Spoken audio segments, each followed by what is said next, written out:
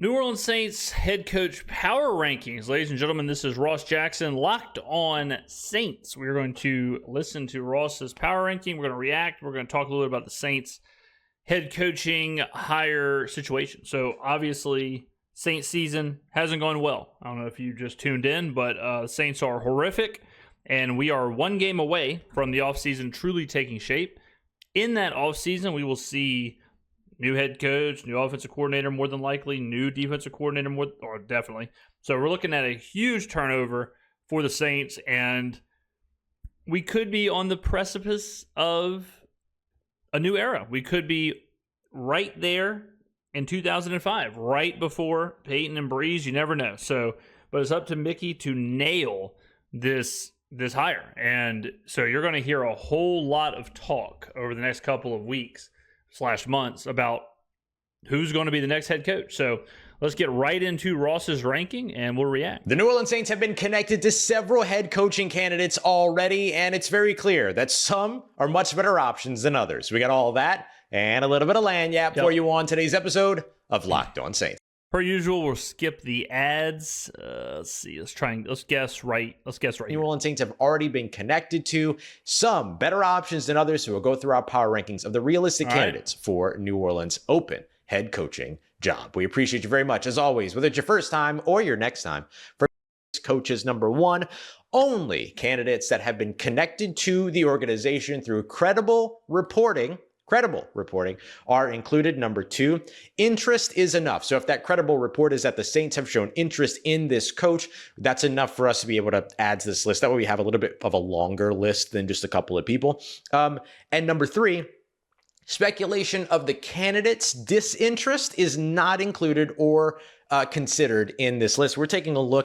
Okay, so so basically that means that Ben Johnson will be included because Ben Johnson, obviously the Saints have interest in Ben Johnson, but Ben Johnson is going to go to Chicago. So I guess that's like a caveat to allow coaches on the list who we know aren't going to go to New Orleans. Look at the people that would be considered the best fits for New Orleans, not whether or not New Orleans is considered the best fit for those candidates. Although I do have my theories around why most candidates won't actually be willing to say no to the New Orleans Saints if asked for an interview, but I'll dive into that theory in another episode. Let's start at number 6. Okay, and so we have 6 people on this list, a top 6, if you will. Is going to be Colorado Buffalo head coach Deion Sanders. Now you might be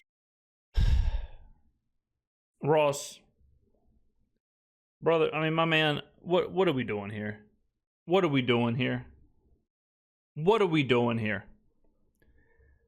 Deion Sanders is the first person. Deion, you're gonna start the video like that? You're gonna make me watch the rest of this video? When you lead off with Deion, first of all, Deion's not coming to New Orleans. Second of all, Deion is not an NFL coach. Deion is a perfect college coach. He is a fantastic, the best, probably, recruiter in the nation. He is great at the molding, mentoring, shaping young men aspect that college football is that's a big deal. Saban was so good in college football because the players bought into him as not only a coach, but a mentor and a father figure or a grandfather figure or a wise old man figure or whatever. But that doesn't happen in the NFL. You don't mold the players on your team in the NFL. They are adults. They are multi-millionaires. They are who they are. College, absolutely. You get a 17, 18, 19, 20-year-old, they're going to listen to you. They need guidance. They need advice, no doubt. And we've heard Travis Hunter talk about Deion and how much of a role he's played in his life. And, so Deion is perfect in college. In the pros, I always use this comparison. And, man, this is like the most niche metaphor of all time. Carrot Top, famous comedian. Carrot Top was blowing up on the comedy scenes, got big enough to where he started getting put in movies. The problem was when they put him in movies, they didn't let him use any props. And his whole thing in comedy is props. So he got to the biggest stage possible, and they take away what he's good at. Why would you do that? Obviously, everything bombed, but Deion's the same way. Everything Deion is good at, he cannot do in the NFL. And nothing he has shown he's good at is what he's going to be asked to do in the NFL. So Deion isn't even like a fun speculation. Deion is N/A, not available, not an option. Would be a horrible decision for any NFL team. Now, a college team, yes, Florida State, whoever, like big programs with a ton of money, go get Deion. You're saying to yourself, Ross, Deion Sanders has not been connected to the New Orleans Saints when it comes to head coaching candidates. And No, what you should be saying after hearing that is, Ross, that is a horrible option. I will tell you that there's a word for that. And that word is wrong.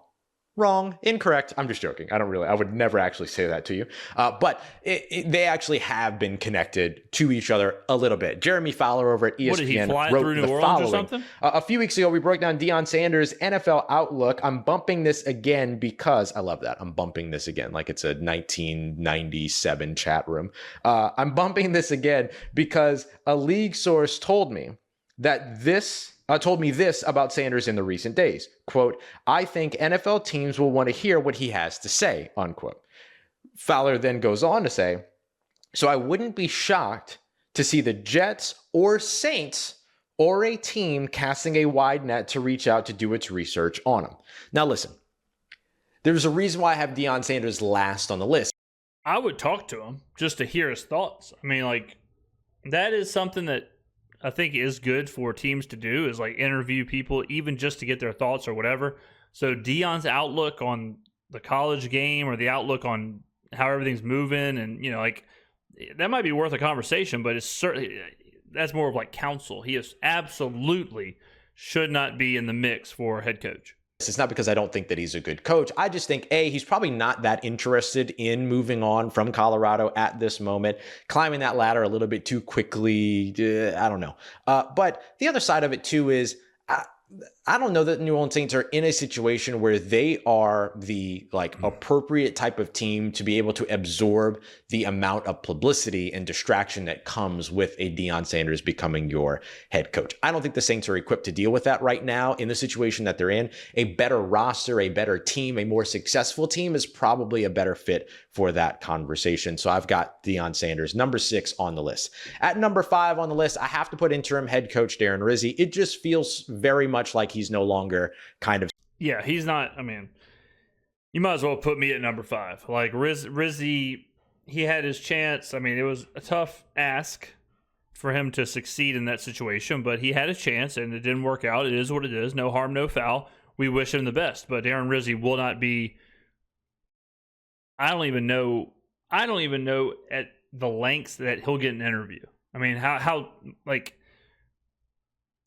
I mean, I don't know if they'll interview him just as like a courtesy, but that almost seems like a disservice. Like to interview him out of courtesy, it's like it's kind of disrespectful. So, but no, it will not be Rizzi. Seen as one of the top candidates, and look, I'm pro Rizzi. I think Rizzi's a great dude. I think he's going to be an awesome special teams coordinator and assistant head coach elsewhere, because he's not going to stick around here in New Orleans if he doesn't get the interim job. No interim coach does, and no incoming head coach wants the former interim coach sticking around. That's not a thing. That's like breaking up with your partner, moving in your new partner, and asking your old partner to stick around to clean the house. Like, you're not doing that, right? And so that's a situation that I don't see working for New Orleans as they move forward. Darren Rizzi has done an incredible job as an interim head coach, coming in and winning more games than the previous head coach and fewer opportunities. But it just doesn't look like he's long for the head coaching position for New Orleans, so I have to put him here at number 5. At number 4, I'm putting in Mike McCarthy. A couple different reasons. I don't think he's that great. I'll tell you this right now, guys. If Mike McCarthy is hired as the head coach of the Saints, I honestly may quit watching. I honestly might shut it down. I may have to just say, you know what? Okay, I'm done with the NFL. We're going to go cover hockey or cover basketball or something else. But if after all this, they go and get Big Mike, maybe the dumbest coach in the NFL, one of them, bottom 5 coach, absolute clown, fool. I mean, no hate, obviously, but I will be absolutely beside myself. There are some like retread coaches that if the Saints get, it's just going to be a gut punch. The Ron Rivera's, the Mike McCarthy's, just like McCarthy is from a previous era. McCarthy was fine in 2009 or 2010, whenever the Packers were winning Super Bowls. But damn, haven't we seen enough that he is lost on the sidelines, that he is lost in today's analytical game? He has made reference to being lost in the analytics. He does not know what's going on. He can't do it. Maybe he should be an OC or something. I don't know. He isn't it. He shouldn't even be a head coach, much less our head coach. I mean, unless you have a time machine and you can go back to 2010, then I'm not interested at all. I would rather Deion than Mike McCarthy. I mean, I just ate lunch, and I honestly feel nauseous just thinking about Mike McCarthy. Great of a coach. I know he won a Super Bowl and all that other stuff. I don't think he's that great of a coach. Yeah, so did Bill Cowher. I don't want Bill Cowher to be the head coach of the Saints. Just doesn't feel like a dude that generates a ton of buy-in. Is a guy that's got a good offensive mind and all that. And so from an on-field play perspective, maybe there's a little bit of a thing there, but I can't say Mike McCarthy is the right hire for the New Orleans. Whose power ranking is this? Is this Ross's power ranking? Why is Mike McCarthy on the list? Why is Mike McCarthy in a top 6? Why is Mike McCarthy?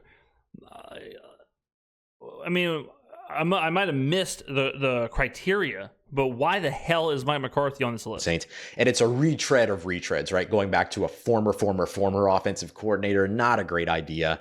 And much like Darren Rizzi, kind of continues to further the idea that you're going back to somebody that is a part of the old regime, right? A part of that old presence in some way. And if you're going to go back to a day in your past, at least go back to the Peyton days. Don't go back to the pre-Peyton days and stuff like that. So no thank you on Mike McCarthy in that situation. Unlikely that it sounds like he leaves. I would rather Jim Haslett than Mike McCarthy. Dallas anyway. Number 3 on this list, and this is something that happened as early as this morning or as recent as this morning, is former Las Vegas Raiders head coach Jon Gruden. So I was asked about Gruden after the Saints-Raiders game. I like Gruden, like as an individual. He is a football dude through and through, and I respect the hell out of that because I'm a football dude through and through.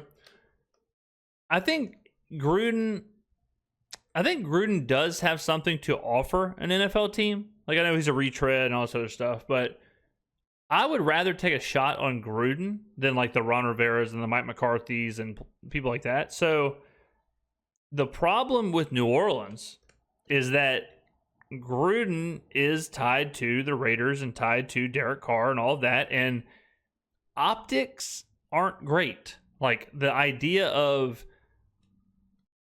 like this Raiders-Saint pipeline thing, I think fans are kind of lukewarm on, to say the least. I think fans would reject it just because of the optics. I also think it'd be weird timing because of Carr. Like, we don't have a lot of time with Carr. So, I mean, he may not even be on the team next year. So it's kind of a weird thing to bring in like this very obviously very obviously, like, I mean, there's like, if you get Gruden, there's no way you're not sticking with Carr for the next couple of years. And do you want to do that? Do you want to stick with Derek Carr for the next 2 years? Like, does that make the most sense for the franchise? So I don't know. I mean, like, it's weird because on the field, I wouldn't hate it. As far as like building a culture, building an identity, all that stuff, wouldn't hate it. As far as the optics, as far as the fans, as far as the Raider Saints thing, as far as Dennis Allen, Derek Carr, as far as like all of that, would hate it. Would obviously not work, and I think fans would reject it too. And so, yeah, I would have this as a no. Jon Gruden has been around the New Orleans Saints organization for the past season, basically since, or past year, like calendar year, since they brought in Derek Carr as their starting quarterback. So a little bit more than a calendar year, but basically they brought in Derek Carr at the beginning of the 2023 season. They brought Jon Gruden in as a consultant to kind of help with the acclimation period for that young quarterback. He was around training camp again last year, or OTAs, whatever it was last year, and all that. So the connections are already there, right? And you think back to Ian Rappaport and Tom Pelissero's story from last week about how Mickey Loomis is expected to select a head coach that he knows. Well, he knows Jon Gruden, having had him around. There's a ton of different Raiders former front office members that are now a part of the New Orleans Saints on advisory roles and all these other things. So it's an interesting conundrum. And so that's why I have it at 3, is because it does feel actually very realistic, but I have my question marks about the effectiveness of that kind of hire, because you enter a situation where you're hiring a guy who effectively resigned in disgrace from his last NFL team because of an uncovering of racist, misogynistic, and homophobic language used in emails that were sent while he was working at ESPN or whatever. And or whatever is in reference to, I believe he was working at ESPN, not the emails. We know that that's the fact. It was a Wall Street Journal situation, all this other stuff. And so, can you sell that guy to your locker room? Like, this is going to be pretty tough. That's going to be a little bit of a tough sell. You know what I mean? So I can't really put him up too far. But if I'm looking at it from an NFL perspective, which is you can't count on any NFL team out there to take a moral high ground over winning football games. No NFL team is going to do that. And I think you saw that with the Deshaun Watson pursuit for multiple teams, the Saints included, and all that. So hard for me to keep him off of the list, because can I see an NFL team doing it? Absolutely. Do I think an NFL team should do it? No. So I've got him at number 2. I might be on an island here, but I don't think the email situation would be factored in at all. Even like with the locker room buy-in or any of that stuff, I don't think it'd be factored in at all. I think the whole Carr, Raider, the fact that Gruden's been away from the game for a little bit, like all that stuff is would be much more at the forefront of the conversation. Number 3. Number 2, I'll go Aaron Glenn. I put Aaron Glenn at number 2 on this list because, again, I think Glenn is interesting because he has ties to the Saints, but Glenn might be like the most safe hire, because it's just like, he's just a guy. He's a guy from a good team. Like, that's really kind of it. Like, as the Detroit defense, like Brian Flores is obviously, like, Minnesota's defense is insane. He's obviously changed that defense. Like Aaron Glenn, it's like, has he done a good job in Detroit? I guess. Like, sure. But I'm not sure I've ever heard him talk. He seems like just kind of in the background in Detroit. Would he be a bad hire? No. Would he be a good hire? Would he be exciting? No. Like, if you want to go get your, and I'm not a big fan of Brian Flores as the head coach, but if you're like, let's go get our defensive guy, wouldn't Flores be the top candidate? Like, wouldn't you rather Flores over Glenn? I guess the idea is like, you might have concerns over Flores' like culture and identity after what happened in Miami, but Glenn is like, I think Glenn is similar to Raheem Morris in Atlanta, where you're never gonna get like bashed for hiring a solid defensive coordinator. Like that's always gonna play. Like there's the talk, like, what's the old saying? Like, you're never gonna get fired for investing in IBM. Like, okay, fine. Like, it's not sexy. It's not risky. It's kind of just okay. I think Glenn would be the least. I mean, the season ticket office would be in hell. He would be far and away, he would be the least exciting candidate.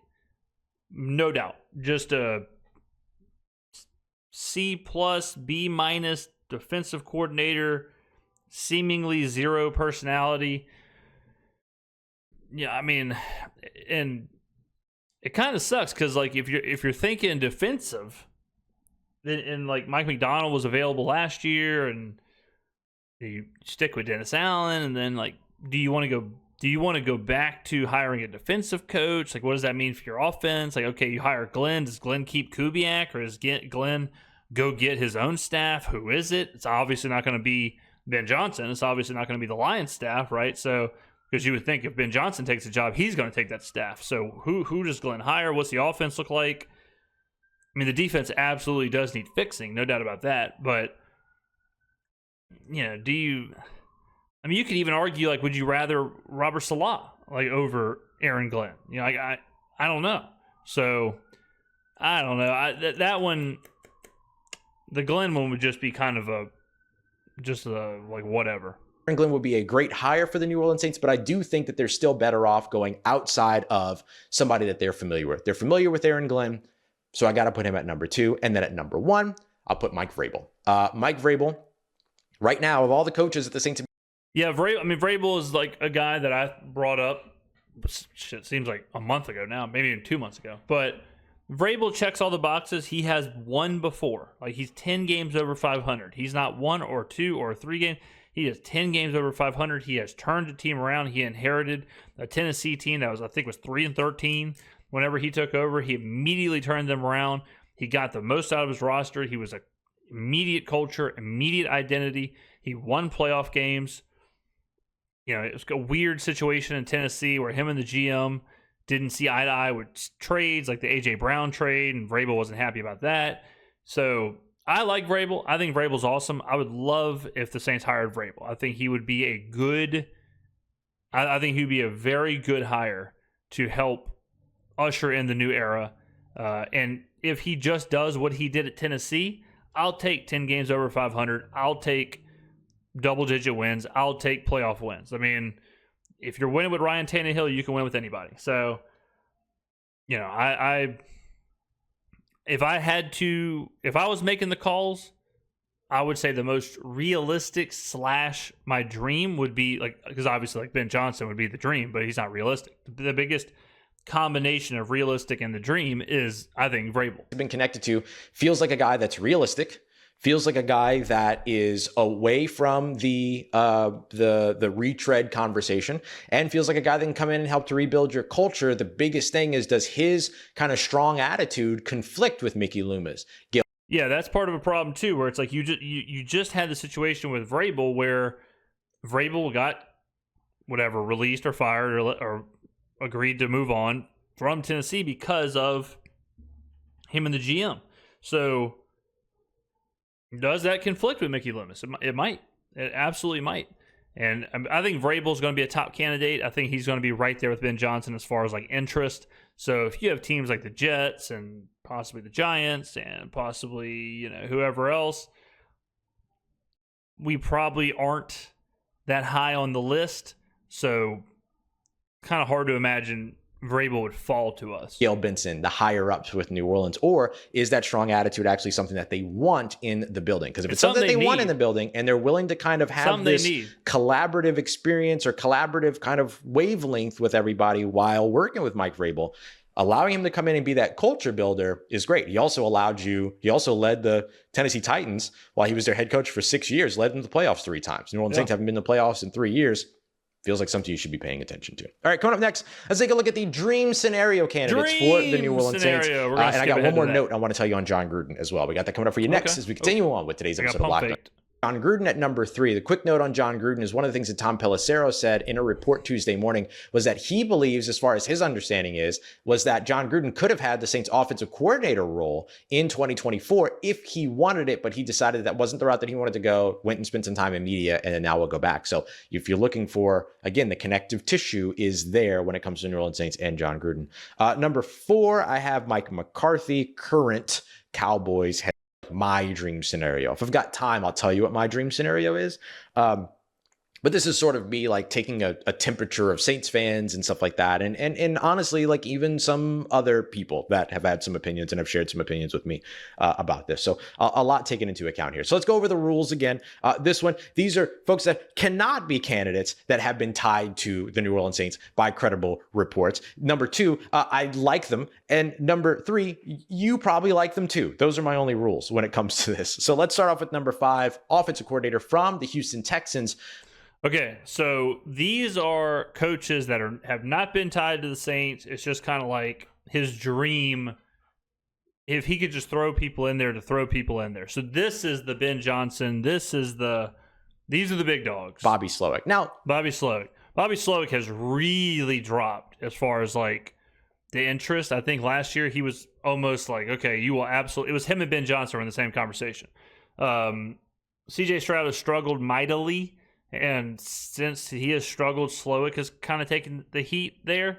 So I think it's a bit unfair. I mean, from what I've seen, Stroud's left a lot on the field on his own. Hasn't been like a play calling problem, but so I think Slowik sticks around. I think Slowik will miss this head coaching cycle, and I think he'll try and get things right again in Houston and bump his stock up a little bit. Bobby Slowik is a guy that I liked a lot for the New Orleans Saints as offensive coordinator when the Saints should have made their offensive coordinator change, which was before the 2023 NFL season. I really liked Bobby Slowik to be a guy that New Orleans could go with. Now, obviously, he followed DeMeco Ryans on his way over to Houston. Both of them were in San Francisco together. It makes perfect sense. The Saints wouldn't have gotten Bobby Slowik in 2023 anyway, because he was going to follow his buddy, which is how this works, right? And good on Bobby Slowik for doing that, because he's found a lot of success. They got him CJ Stroud right away. Pretty cool spot for him. So now he's already into head coaching conversation instead of further offensive coordinator conversation. So my biggest thing, and the reason why I have Bobby Slowik at number 5, is just because I don't know if he's that leader, that rah-rah leader that you kind of need to be as a head coach. You got to be able to inspire. You got to be able to motivate. You got to be able to drive dedication. Can he do that with a commanding voice? Because I think as this team gets progressively younger, the more commanding voices that you have, the better off you're going to be as you start to shed some of those veterans that are in the locker room. I mean, that's kind of what I was saying with Aaron Glenn, where it's like, how do we know Aaron Glenn can do that? Like that's the problem with coordinators, or that's the risk you take with coordinators, is that you're asking them to do something that they have never done. Like in Detroit, Dan Campbell is the culture builder, identity builder. So all of a sudden it's like, do you think Aaron Glenn can do that, or is he going to go a completely different way? Like just because somebody works for someone, we saw with Pete Carmichael. Like just because someone works with someone for a long time, Pete Carmichael for 15 years with Sean Payton, doesn't mean they can instill that same culture, identity, or even scheme. So with the Bobby Slowiks, with the Aaron Glenns, you do kind of wonder, like, well, is this guy just a good coordinator? Is he even a great coordinator? Like, we don't even know that yet. For either, we don't know if Slowik is a great coordinator or if the Texans just had a good year last year. We don't know. He's kind of had a down year this year, good year last year. I don't know. Detroit, at times, their defense is sweet. Right now, their defense is injured and looks bad.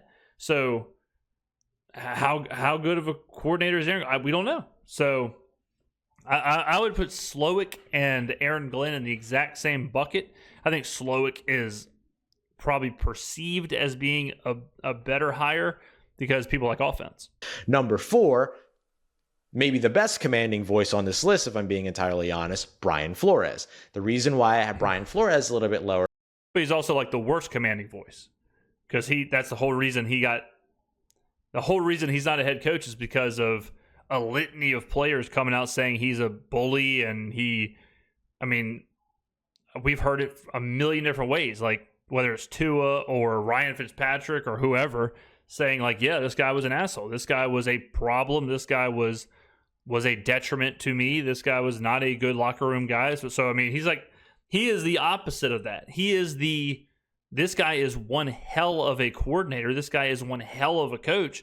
But, man, he is the worst identity, culture, manager of all time. Or is because I know Saints fans don't necessarily want a defensive head coach. I will tell you this, though. Defensive head coach is not indicative of lack of success. The part that's really hard to argue, though, is that offensive head coaches win Super Bowls. You look at the Super Bowls over the past few years, especially considering the fact that the Kansas City Chiefs have won the majority of them, depending upon how far back you don't go or do go. Typically speaking, it has been offensive head coaches that are winning those championships. So I get it. I understand. So I've got Brian Flores down at number 4. I personally would put him up higher as one of my top candidates, however, because I think, again, if you want a guy that's going to be able to come in and innovate, change, be aggressive, match what you're trying to do and get away from, change what you've been doing, do something entirely different, Brian Flores is the guy that makes sense. I do think it's weird to downgrade Gruden because of controversy, but not downgrade Flores because of controversy. I understand the controversies are different, but you do have to factor in like what has been reported for Flores from former players. I think that's a huge deal. Former players coming out and saying like, yeah, this guy was not good. This guy was not it. I think that should hold a serious amount of weight. I think that should be a real thing that you factor in where former player, like you think Lions players would say that about Dan Campbell? No, they would die for Dan Campbell. You know, Flores' players, they are going on every podcast they can to talk about how much they don't like the guy. Number 3, Kevin Minter. This one is mostly me. I see a couple of Saints fans talking about Kevin Minter. Not a Jesse Minter, if he's talking about the Chargers defensive coordinator, which I assume is who he's talking about. Jesse Minter, I mean, you're talking about a young DC, I believe a first-year DC. I know it's a first-year DC with the Chargers. I mean, like, I'm just so hesitant. To take a guy who you have such a short sample size, like such a small sample size of success, and then to say, okay, well, how about not only replicate that, but how about you go even further and become a head coach? You know, like if he's like back-to-back years of the Chargers having like an absolutely lights-out defense, okay, sure. But defense is one of those things, guys, that every year you'll see it. Like, go back. Who was the 2023 best defense at the end of the year? And then look at 2024. I guarantee you there's huge parity. 2022, best defense in the NFL. 2023, same thing. Like last year, the Browns, the Cowboys were like two best defenses. Then the two worst defenses. Like, defense has that kind of like, for whatever reason, it just has this crazy volatility to it. I mean, even like the Bengals. Lou Anarumo, the DC for the Bengals, was considered like the best DC in the game. And if he was a little younger, I think he would have been up for head coaching jobs last year. But all of a sudden, the Bengals defense is absolutely terrible. And Anarumo looks like he doesn't know what he's doing. So you're not going to see like Sean McVay all of a sudden forget how to coach offense. You're not going to see Andy Reid all of a sudden forget how to coach offense. Like, the defense can slack. The defense can fall off a little bit, but offense doesn't usually fall off. I mean, well, I would like to see, unless you meet with Minter and you see it immediately, like, damn, this guy is a genius.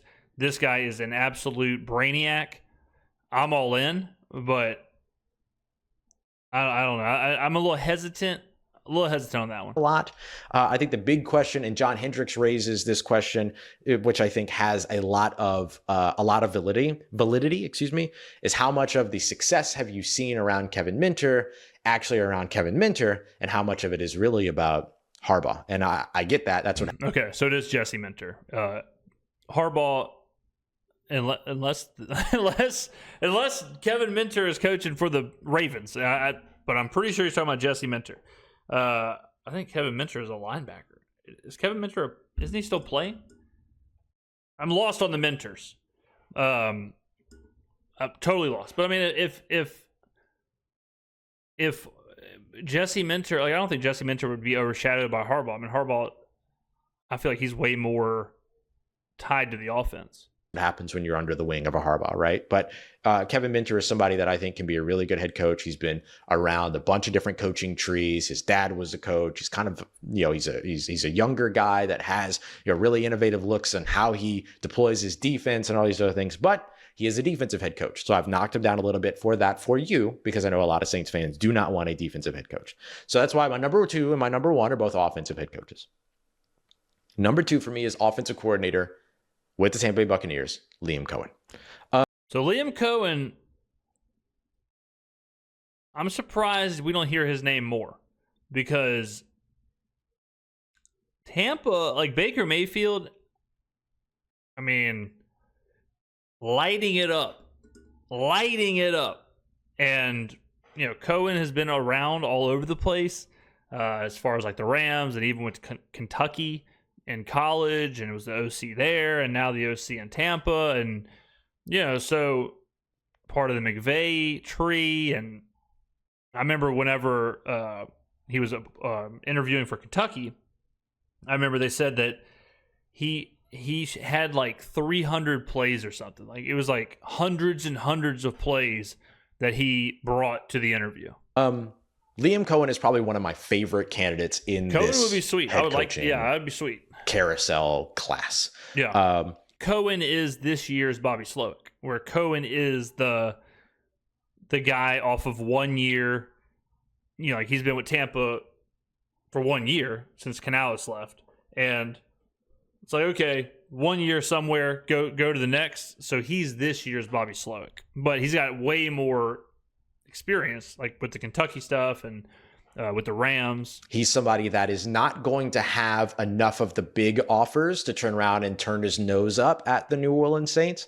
And he's a first-time head coach. And in this scenario, if you look at it, you're either hiring or a first-time head coaches, or you're hiring guys that have been head coaches and didn't get it done. Look at the players, look at the list here that we're discussing, right? Brian Flores didn't get it done in Miami. Mike McCarthy hasn't gotten it done in Dallas. You look at Bobby Slowik, Kevin Minter, Liam Coen, Mike Vrabel, didn't get it done enough in Tennessee, but did get them to the playoffs 3 times, right? Aaron Glenn, first-time head coach. Liam Coen, first-time head coach. Kevin Minter, first-time head coach, so on and so forth. You get what I'm saying here. So you're either hiring somebody that hasn't been able to get it done at the level that they wanted to get it done as a head coach, or you're hiring somebody that has no head coach resume.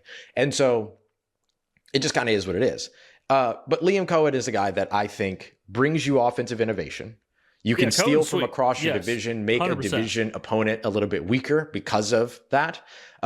Maybe a guy like Clint Kubiak would then end up in Tampa. You would know what's going on in terms of what it is that he wants to do there. But for me, like, you're also looking at, can you develop a quarterback, right?